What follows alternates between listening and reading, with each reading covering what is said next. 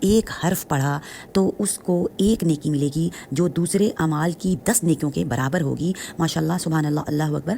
ابو داؤد میں ابو موسیٰ رضی اللہ عنہ سے روایت ہے کہ رسول اللہ صلی اللہ علیہ وسلم نے فرمایا خدا کی تعظیم میں سے ایک بات یہ بھی ہے کہ بوڑھے کی تعظیم کی جائے اور ایسے قرآن پڑھنے والے کی تعظیم کی جائے جو نہ تو قرآن کے احکام میں زیادتی کرتا ہے اور نہ بد عمل ہو.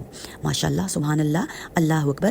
تو ویورس آج کی ویڈیو جناب بہت ہی خاص اور بہت اہم ہے. جیسا کہ میں نے آپ کو فردر بتایا کہ قرآن کو کی جو ایک گلا خراب ہے اس لیے تھوڑا سا ذرا آواز میں پرابلم آ رہی ہے. جس نے قرآن کا ایک حرف پڑھا تو اس کو ایک نیکی ملے گی جو دوسرے اعمال کی 10 نیکیوں کے برابر ہوگی. جو آپ دوسرے اعمال کریں گے وہ ایک نیکی جو ہے وہ 10 اعمال کے آپ کو برابر ہوگی. ماشاءاللہ سبحان اللہ اللہ اکبر. تو ویئرز کیوں نہ ہم قرآن شریف سے اپنے آپ کو اپنے گھروں کو مزین کریں اور نیکیاں حاصل کریں اور جناب آخرت میں بھی انعام پائیں اور دنیا میں بھی انعام پائے.